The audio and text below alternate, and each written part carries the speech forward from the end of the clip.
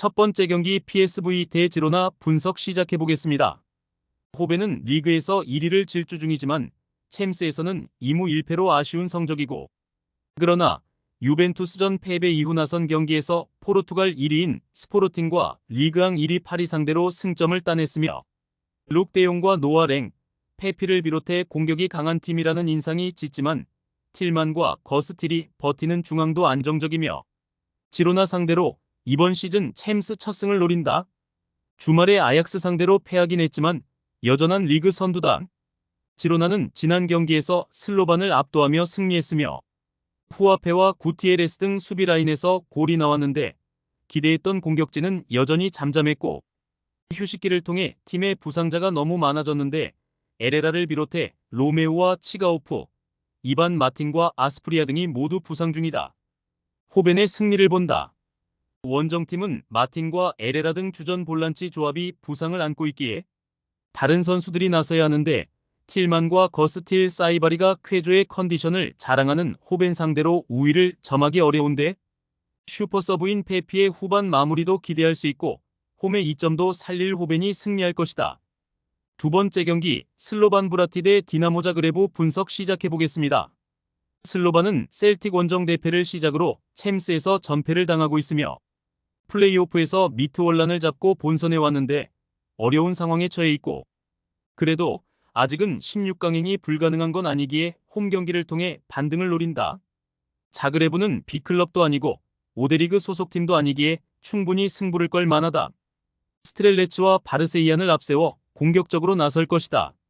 자그레브는 잘츠부르크 원정에서 승리하고 챔스 첫 승을 신고했으며 미넨에 9골을 내주며 패했었지만 그 이후 리그앙 2위인 모나코 상대로 승점을 따냈고 잘츠부르크를 원정에서 잡았고, 쿨레노비치와 페트코비치 등 최전방 공격수들의 골이 나왔고 막심이 수비의 중심을 잘 잡아줬다.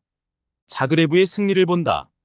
슬로반이 3패를 기록 중이기에 홈에서 극단적인 공격 의사를 보이겠지만 막심과 리스토프스키가 버티는 자그레브 수비에 고전할 것이다.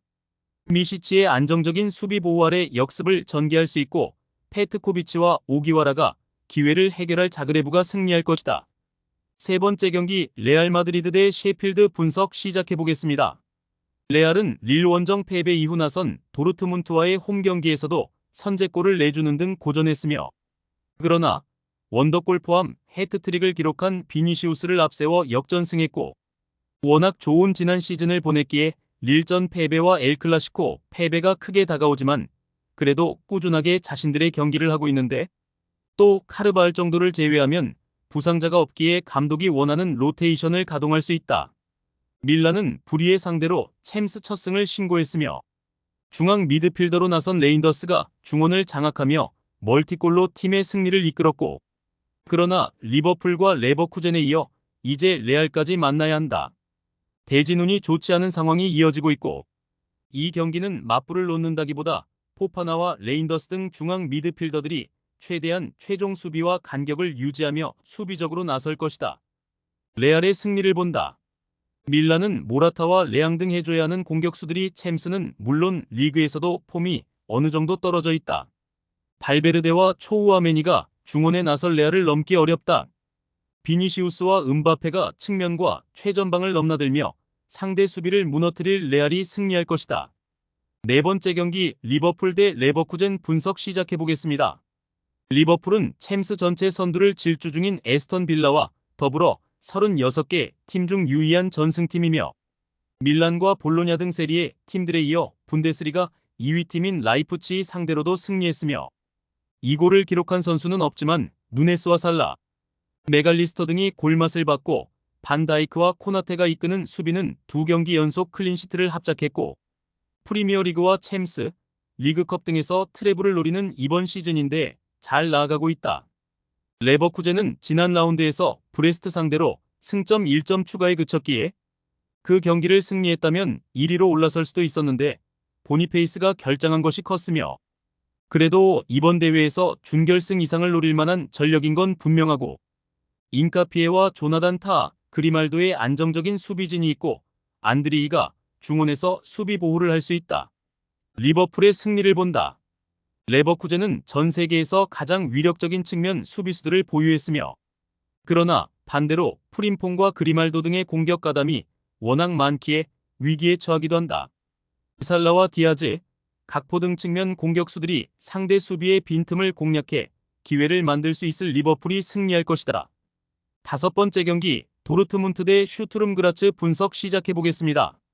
도르트문트는 레알 원정에서 패했으며, 그래도 브리에와 셀틱을 완파했기에 승점 6점 팀 중에서는 다득점과 골득실에서 가장 앞서 있고, 독일 리그에서는 다소 부진하지만 지난 시즌 준우승을 차지한 챔스에서는 꾸준한 성적을 내고 있기에 아데예미가 부상으로 빠진 건 아쉽지만 기라시와 바이노 기튼스가 나란히 3골씩을 터뜨렸고, 자비처와 브란트의 공격 가담도 위력적이다.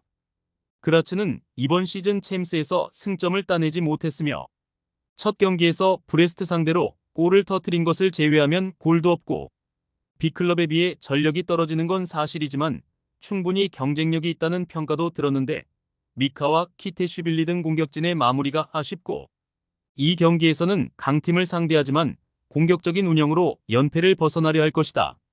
도르트문트의 승리를 본다.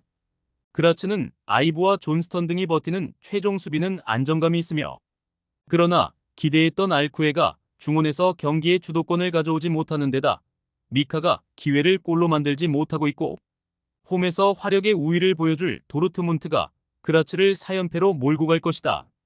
최종 조합은 영상 아래 고정 댓글로 말 걸어주시면 오늘 정보방에서 무료로 공유해드립니다. 제발 손해보면서 토토하지 말고 다같이 웃으면서 즐겁게 베팅합시다. 함께 하실 분들은 부담 갖지 마시고 편하게 말 걸어주세요.